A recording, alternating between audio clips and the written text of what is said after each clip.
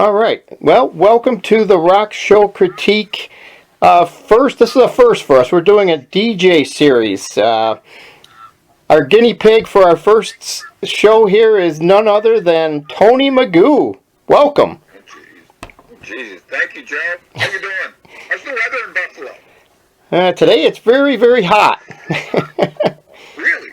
Yeah, it's definitely really, really hot out here. It's probably about 85. Yeah, and my sister had snow on her deck. She lives over in Brant, and one time a few years ago, that girl across the street came over here with my wife, and they were jumping up and down, going crazy. I said, and then they came in here and woke me up. I said, "What's this all about?" And he says, "It's snowing outside." And I go, "Jesus." She said, we back home we make love in that, Yeah. The hell with angel wings, we just get down to it. Yeah. Well, Joe, listen, I appreciate this. Where do you want to start? Well, let's start at the beginning. All right, here's the beginning. Here's the beginning for me. First off, I was a huge KB radio fan. I had a room in the back of the house, and I listened to radio in there. Obviously, Joey and Danny, but I also listened to stations in the middle of the country like WLS and WOWO in Fort Wayne, Indiana. And that was my dream to do that one day. And I used to bring records to the CYO dances, Catholic Youth Organization at the Lady of Mount Carmel's Church. And I used to stack them up in an order that got you dancing. So that goes back a long way. That was in my early teens, for goodness sakes. And I went to Vietnam in 1971. And this is a true story. I'm turning in my weapons at the end of my shift. I was an MP. I was an MP, and I always carried an M16 and a 45. And as I'm turning those in, the guy in the weapons shack is dancing all over the place. I says, "What are you listening to?" And he says, "It's a station in the States." He says, "You're kidding." And then the next thing I know, I'm hearing, boom, KB radio with Jackson Armstrong. Halfway around the world. And I go, "Dude, that's my hometown." It's amazing. Just amazing. So I come back to Vietnam, and within, I'd say, 6-7 months, I landed a job DJing on Beatle Night, ironically, at the masthead.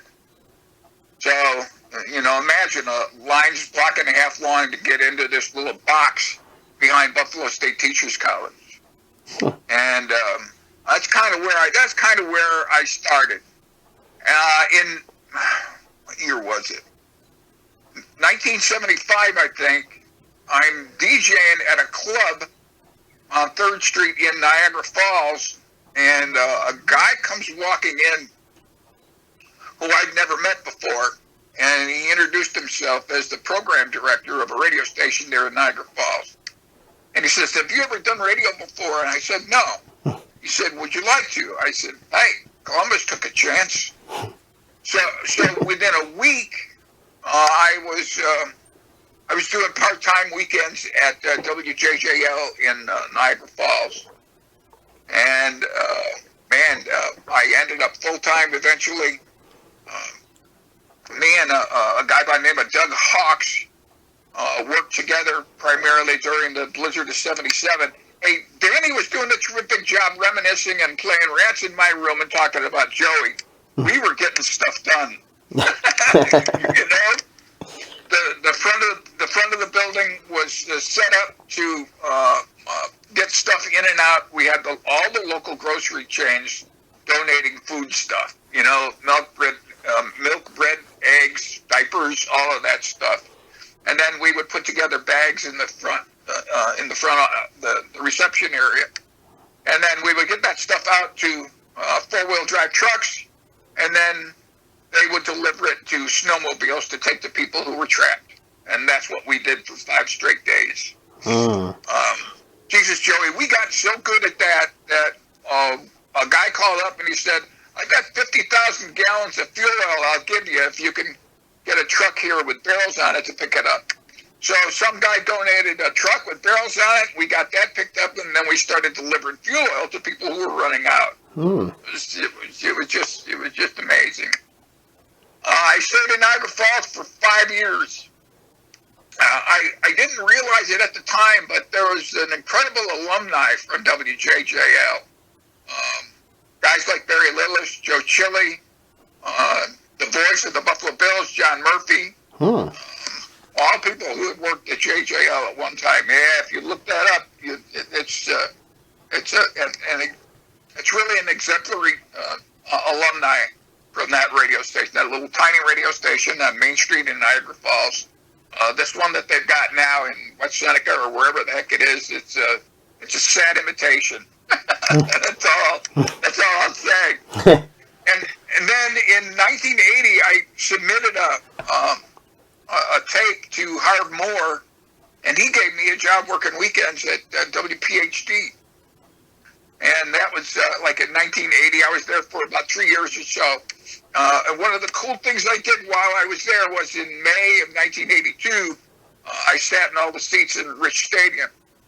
It was a thing to raise money for the American Cancer Society, and I set a world record by sitting in 80,000 seats. Oh, wow. Harv came and asked me to do that because there was a DJ in Denver that they asked to do it, and Mile High Stadium only had 75,000, so we could whip that boy if we wanted to. So, yeah, that was way cool. It took me 4.5 days to do that, and then after we were done, I bandaged my knees up really, really tight, and we went dancing for a couple of days at the Marriott in Amherst. And that place was packed. God, we had a ball drinking champagne. Let me see.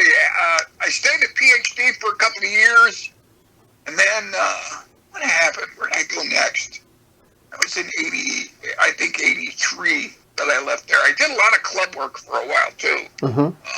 I worked at all the Mickey Rats. I worked at Mulligan's out at Sunset. I did a little work for them also in Allentown. There's nothing like having somebody diving through a flaming tire behind the bar at the Brick Bar. When you play Fire by Arthur Conley, it's just amazing. That was Patty Ford. He's working at a steak bar in New York if he hasn't retired by now. Let's see. Where do we go next? 1986. Here we go. I was contacted by John Pachillo, and I don't know why he asked me. I don't. If you know Joey, you're a better man than I am. But he asked me to do mornings at a new radio station that they were putting on the air in Buffalo. And he said, who do you want to work with you? I said, you're not choosing this guy for me or this girl? He says, no. He says, you got to get up with him every morning at 5 o'clock, so you might as well pick him. And I never skipped a beat. I said, Mike Benson's my guy. I heard Mike Benson he and I met a long time ago. And the cool thing about he and I is that music was never anything other than what it is. It's something to move the soul, something to move the spirit, something to change your mind. And, he never had like a man cave or, an office or anything like that in his house. He had a music room. He had a friggin' music room. When his kids wrote his obituary, they said that room was a testament to people like Frank Sinatra. He loved Minnie Riperton. A guy from Canada, Gino Vanelli, was one of his favorites. And Stevie Wonder. I got to tell you the story. Dude, this is funny.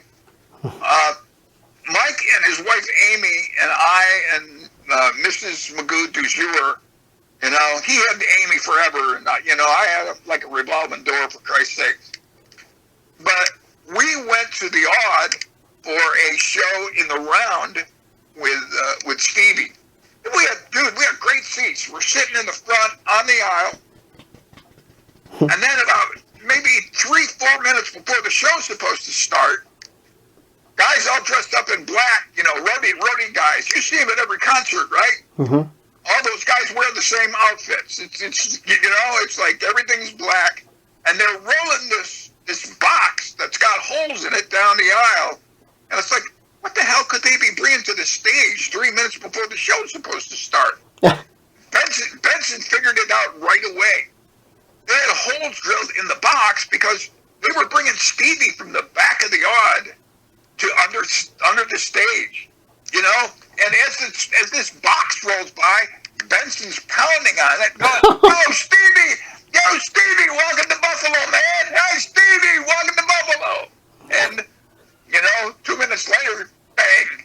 He pops up in the middle of the stage, and we're seeing a great show there. So Mike and I, we were on the same wavelength. You know, the cool thing for us is that me and him acted like we were 9-year-olds when we were together. You know, except for the marbles and the jacks and the dead frogs. You know, we were 9-year-old school buddies. And we tried to fool him as best as we could at the Bear. Luckily for us, 97 Rock had gone off the air, and they had that light rock thing that they were doing. Lord knows why. Right. Why that happened. You remember that? Oh yeah. Yeah. 1 minute they're playing Ozzy, and then the next minute it's Barry Manilow. You know. Yeah. I never really kind of understood that, but it gave us a chance to get our stuff together. And man, we had an incredible playlist. Everything from Elvis and Little Richard, Bill Haley, to Led Zeppelin, and everything in between. You know, we didn't have a modern day playlist like they have today. A computer printout. JP could have easily done that, but all we did was we had a sheet that had categories in it, and we were allowed to pick our own music and fill in those holes on that sheet. It was just all it was categories. We had to pick a song that matched the category, and that was it. Other than that, we were picking what we were playing, and it was awesome. I never really got a chance to do that again. It was really, really cool. So when we first went on the air, my partner was Iron Mike Benson. We had Jolene Ballard with us for a while. She was doing news and traffic. I love Jolene. By the way, if she hears this, I do. I love Jolene Ballard. Who else? Oh, our midday girl was Kelly Sinclair. She came over from Magic 102. And by the way, I forgot to mention this. I spent a short while at Magic 102 in that building, and I was still drinking like a fish then. You know, I'll admit that. I had a problem with alcohol, and it was funny. At the AM station at one end of the hall was Frank Benny drinking a quart of vodka, and I had a 12-pack of Budweiser at the other end of the hall at Magic 102. The story goes is that one Sunday morning, Frank played Like a Prayer by Madonna 6 times in a row before he got a phone call from the program director wanting to know why. And his answer was simple. He says, "'Cause it's Sunday." Oh, God. So anyway, Kelly came over there with us. Who else? JP, I think, was doing afternoons. Tom Tiberi was doing 7 to midnight. And I'm trying to think. I think it was the lovely, the talented, the girl crazy Jim McGee was yes. our overnight guy. And I have to say this about Tom Tiberi. Tom was made for that station. He's angry with the Bear for one reason, and that he got fired there for really no reason. The guy who was running the place at the time, I don't want to talk. I don't want to mention his name, but I will say this: he was a drinker, and he really didn't understand Tom Tiberi. And Tom was let go, and then we brought in Hank Paul, who used to be at 97 Rock 1,000 years ago. Huh. Let's see. That was about it. But as far as staff went, that I can remember now. But yeah, we had a wonderful time there. Our first concert was like 3 weeks after we went on the air, and it was the Moody Blues and the Fix at the Convention Center in Niagara Falls, and that made us big time players for a while. I have to tell you this story though, and don't tell anybody that I said this. We had a concert that we were going to attend at the Finger Lakes Performing Arts Center, Joey. Mm-hmm. It was for Steve Winwood. Hmm. And so we had a busload of listeners that we took with us. It was right around happy hour, and it's quite a drive from Buffalo, from Main Street, all the way to the Finger Lakes Performing Arts Center. And when we got there, the parking lot was pretty jammed up. So I told the bus driver, I said, park over there if you can, next to the back entrance to the stage, all right? And my whole idea when we got there was to find a guy that had either a badge, a walkie-talkie, or a golf cart.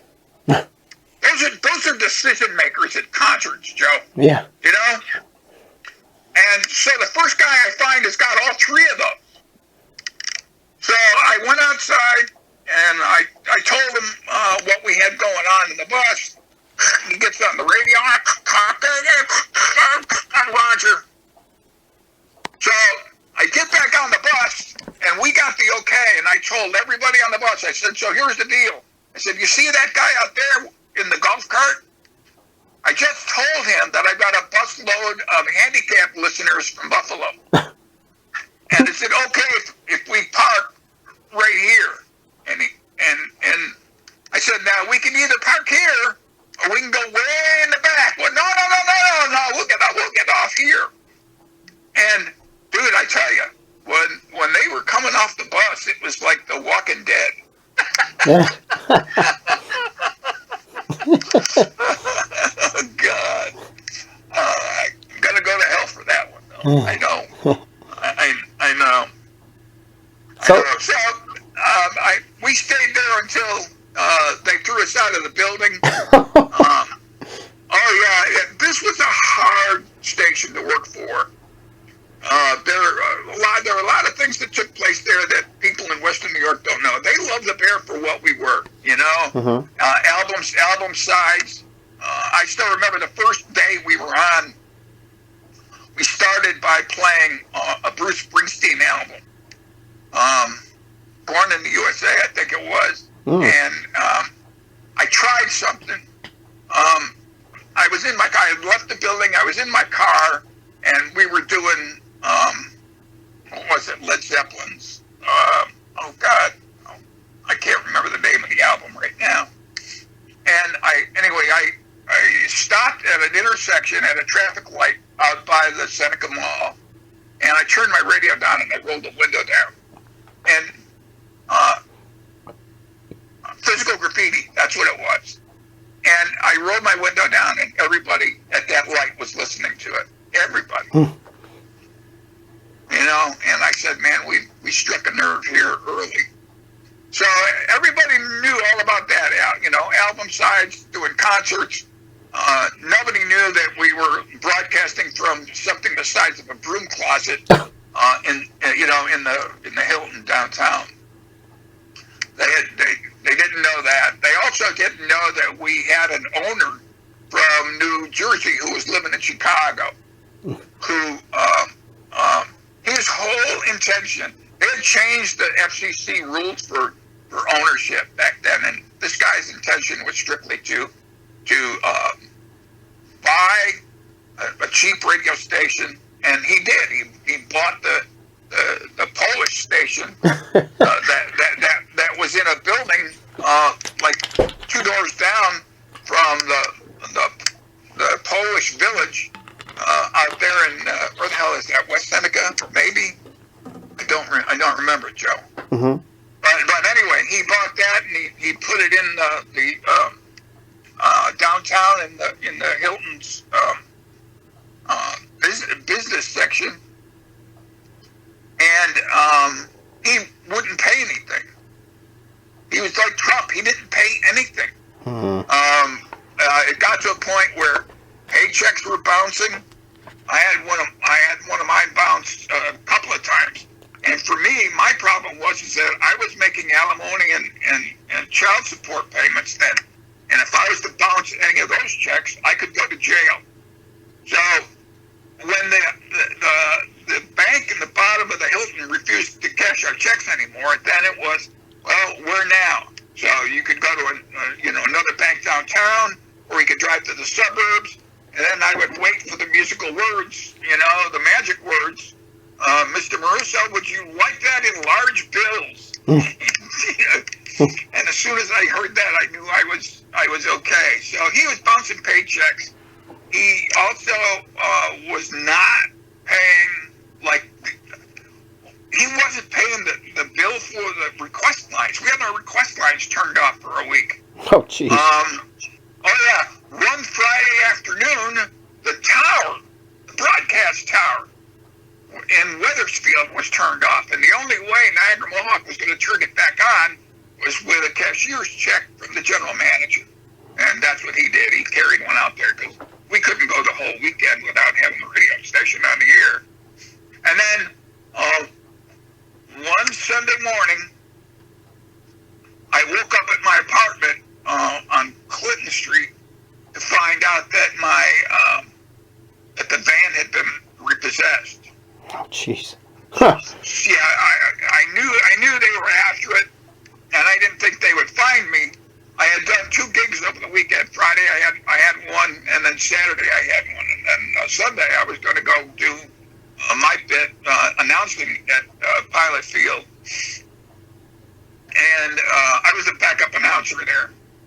And so I got up in the morning. The van was gone. I called JP. And I said, well, what should we do here? He says, call the police and call it in stolen. He says, and then go do your work. And I think the one thing that really was the dagger in my heart was the morning that I was there alone. There was nobody in the building, just me. I had gone from working a 3-person morning show to being there by myself, and nobody was showing up. On our sales or support staff until later. So I heard a knock at the door, and I go out there, and it's somebody from the building, a city marshal, and somebody from the bank, and they were there to put a padlock on the door. So I called John, and I told him what was going on. In the meantime, I put on "You Can't Always Get What You Want" by the Rolling Stones. No. When it was over, I turned the tower off. I gathered all my stuff, and I went out to get drunk, and they padlocked the building. And from there, it was just a matter of time before it was sold to somebody else. So I stayed in Buffalo for a little while, and by the way, I got to thank Hank Nevins for giving me a job there at 102.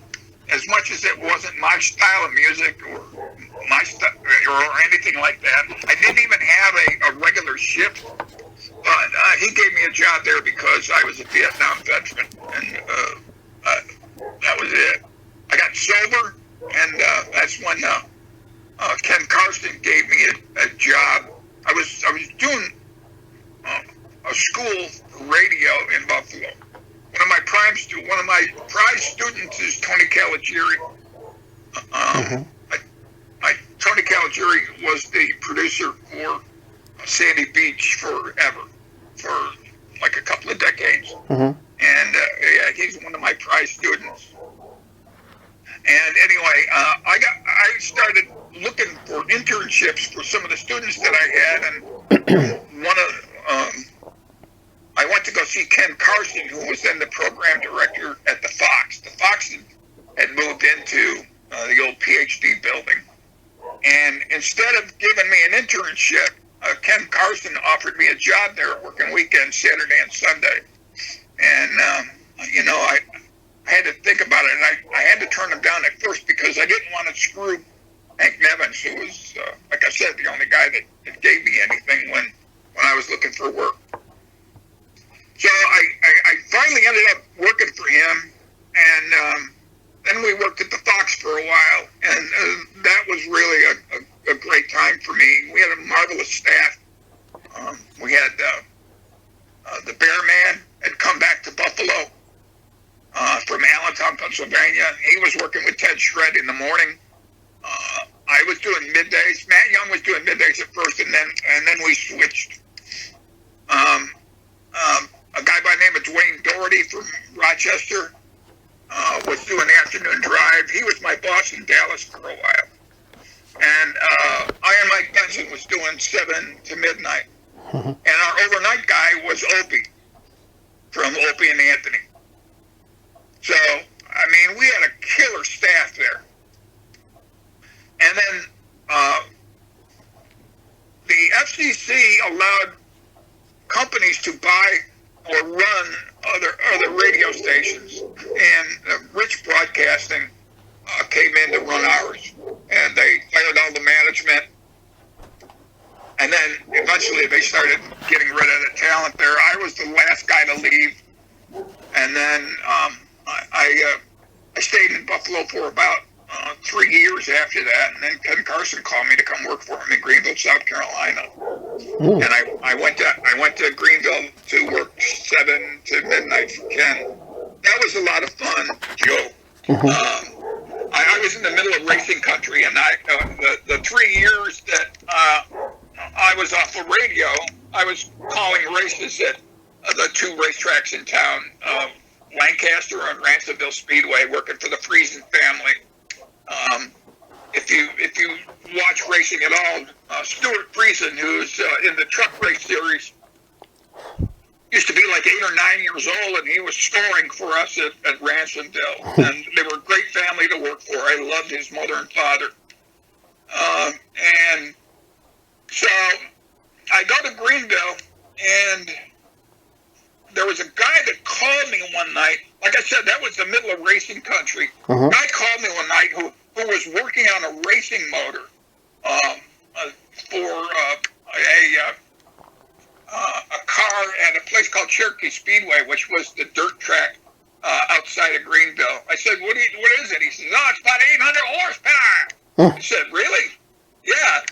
I said, do me a favor. I said, he had it on a dyno.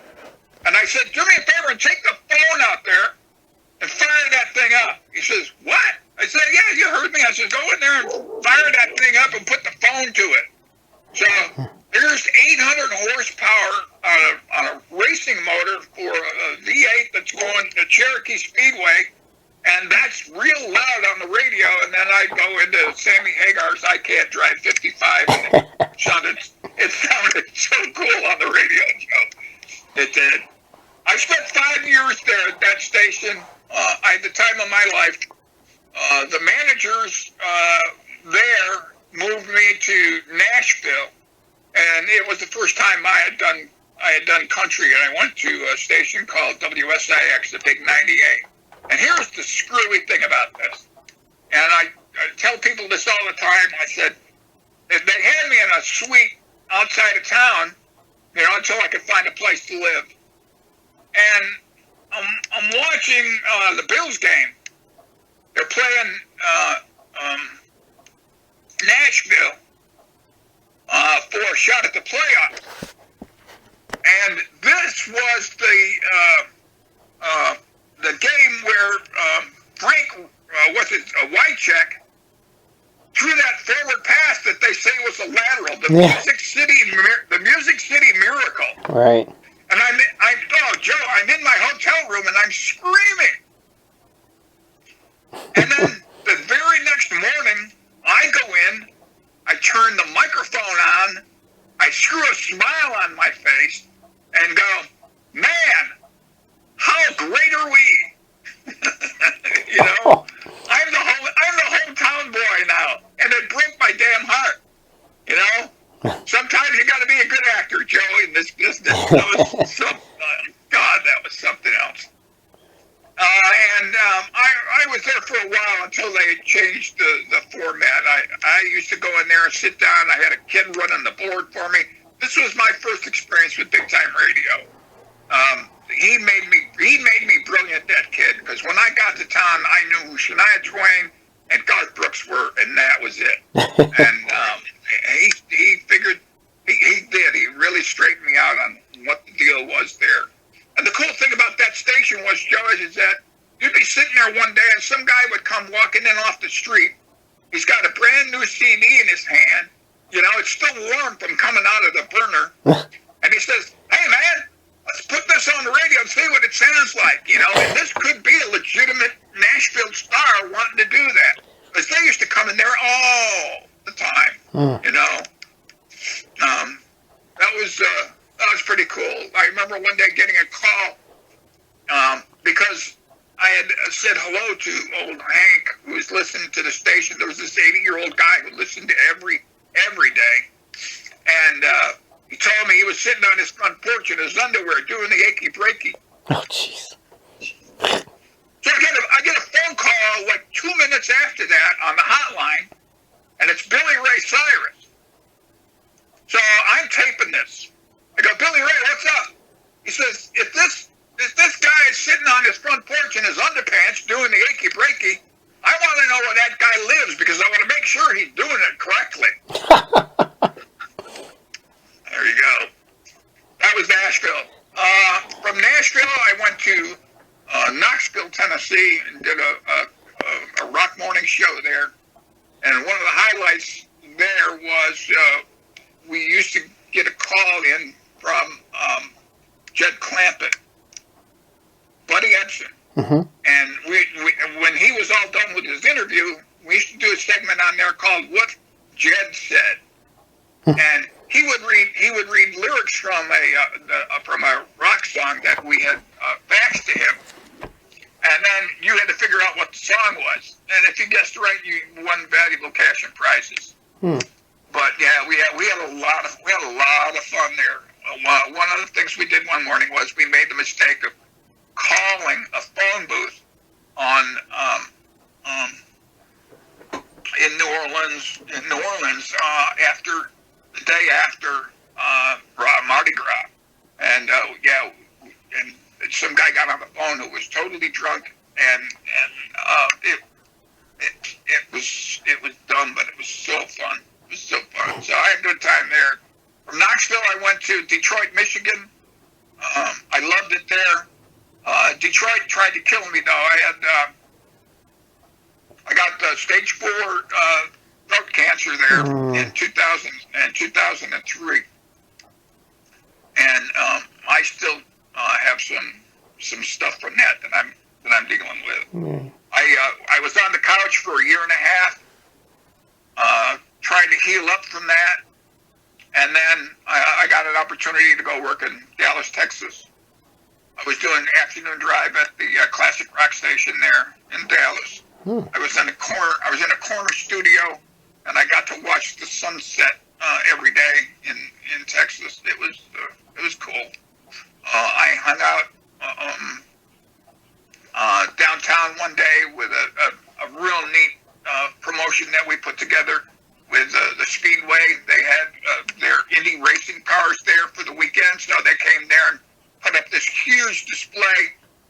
We had a barbecue cook-off that we did, and then on Saturday, Jefferson Starship came to town. And the cool thing was that there was a girl from Silver Creek who was singing with the band when they got there. She was doing all the Grace Slick parts. Mm-hmm. Silver Creek. Yeah. And I'm thinking to myself, what can I for this girl. I brought her a framed picture of, that sign that they have over Sunset Bay? There's a sign next to where Mulligan's used to be that read Sunset Bay over it. And I had that framed, and I brought her a coffee mug from the the Grape Queen pageant, and she's thinking to herself, she just got off a plane from Germany. She's now singing in Fort Worth, Texas, and here's some guy giving her Silver Creek stuff. Yeah. It was remarkable.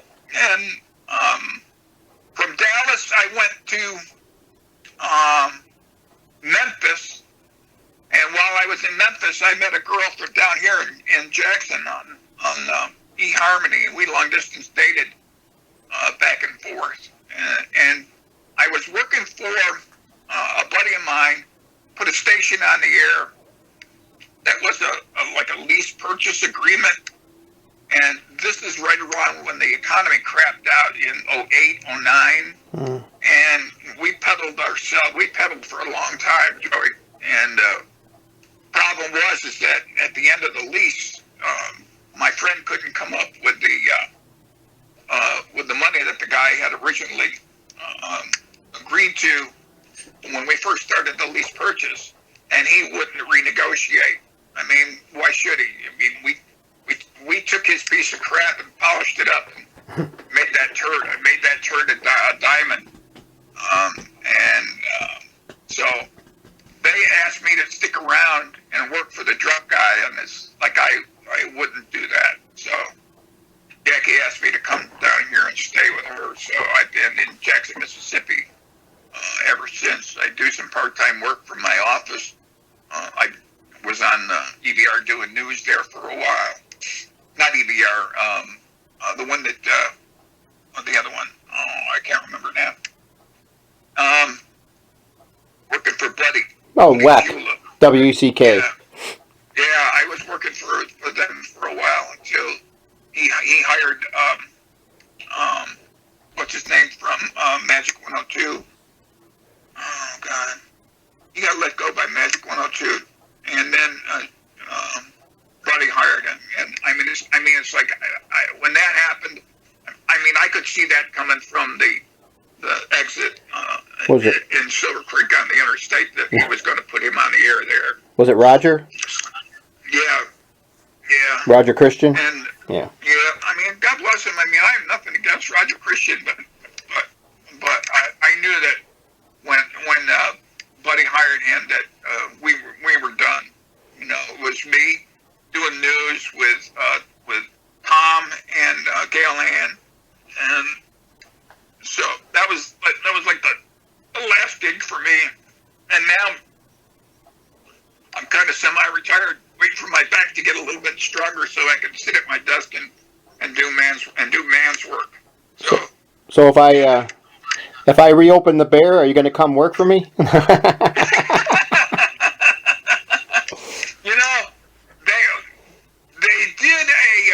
They did something with the frequency a little while ago where they did an alternate program, and it's alternate programming. And I thought at the time they made a huge mistake. They hired somebody from out of town to program that thing, and the perfect choice would have been Tina Peel, who worked at WBNY. She worked with us at the Fox. As a matter of fact, she was there with me that one day when Roger Christian came on my show. Not Roger Christian, but Roger McGuinn from the Byrds. Oh, okay. Came on my show and spent an hour there. And I confessed to being an old Byrds fan, and he started singing this song, and it was perfect. I don't know how he knew my mind. I used to love a song called "I'll Feel a Whole Lot Better" when it was on by the Byrds. And he asked me to sing with him, and I told him, I said, man, I can't carry a tune in a bucket.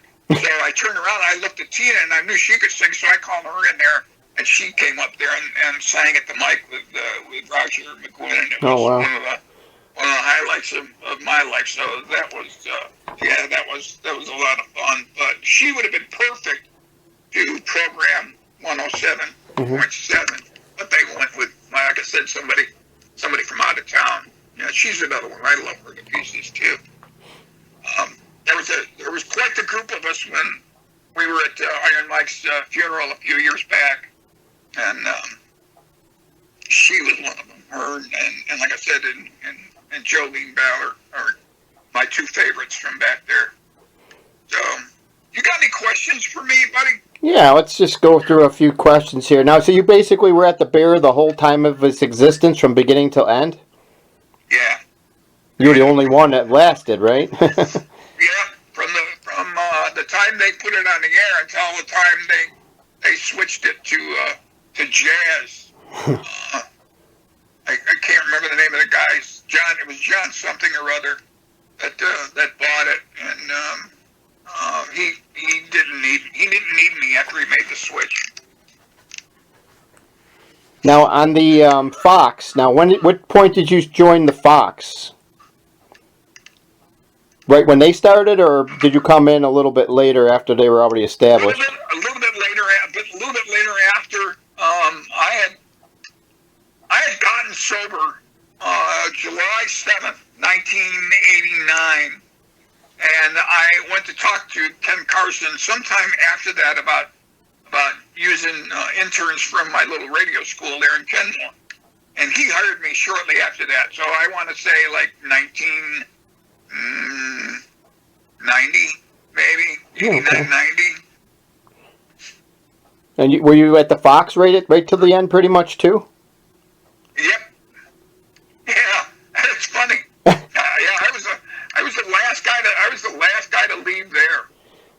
Right. The only thing was when the Fox changed over, they kept Shred and Reagan. Yes. That was the only people they kept. Yeah. That was a weird one. So did you ever? We had changed the logo, and I kind of liked that because the other one was very cartoonish, and for what we were doing there, I didn't think that matched. So we got a little edgier with the music, and they designed a different Fox. They designed a Fox that looked like he just screwed your sister. He had that look. He had this look on his face like he had just done that. And we got all new artwork. We got new jackets and streetwear and t-shirts and such. And that actually wasn't a bad idea, but we'd lost everybody there. Mm-hmm. Now, did you, Meltdown was there with you too. Did you run into him down the road afterwards, like when you went to Detroit and stuff? Yes. As a matter of fact, I was working at the country station in Detroit, WYCD.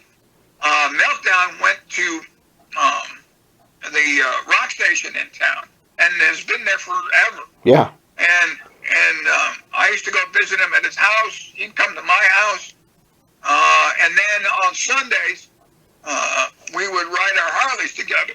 And usually the trip that we took was we would ride to Hell, Michigan, so that we could say we rode to hell and back. We'd go there, and there was this place that had the NASCAR races on, and they had a really nice kitchen. So we'd get something to eat and drink, and then get back out on the road again. Yeah, I still talk to him. He's like the son I never had, for Christ's sakes. All right. Well, is there anything else you care to add? No, it's just that I can't believe that you picked me to do this for the first one. I'm grateful for that. I will add this is that had I not, and I'm going to try and be as straight down the line as I can with this.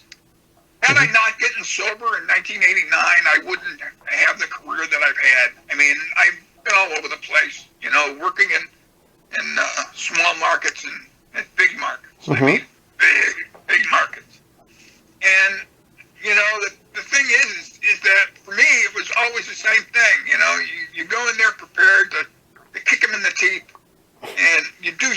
that. You know, you give them what they need to hear and what they want to hear, and then just try and make everybody happy. And the thing is that over the years I've met some incredible people, some people who have affected my life in very, very good ways, and some not so good. But the good outweighed the bad in a lot of cases, Joey. It really, really did. And I got to do some incredible things. And over the years, go places and do things that I never would have done. And believe it or not, radio was the reason for that. I got to see the Grand Canyon. Wow. I got to drive a race car in Memphis. I got to ride in one in Dallas with somebody that had just been, or in Fort Worth rather, who had just been suspended by NASCAR. That was a lot of fun because he was angry.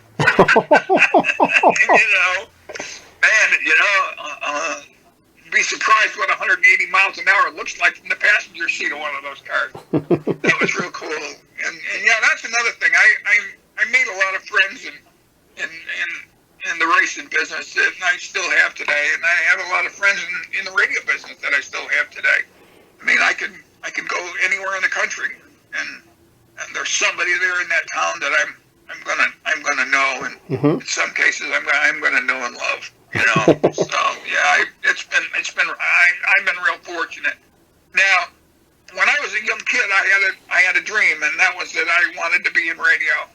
Well, now that I'm kind of old and semi-retired, the only other dream that I have is someday having them put me in the Buffalo Radio Hall of Fame. If they would do that, I could go out smiling. You know what I mean? Oh yeah, definitely. Now before we. I was going to say, once again, thanks a lot for doing this. I really appreciate this. I'm really grateful for you doing this for me. Yeah, not a problem. So I'm just going to leave you with one quick thing here. Well, depends how quick it takes you to talk about it. But so when you guys were on the Bear, you and Iron Mike, did he already have all of his 2 o'clock teaser stuff all set up, or is that something he kind of acknowledged over at the Fox? He started it at the Bear.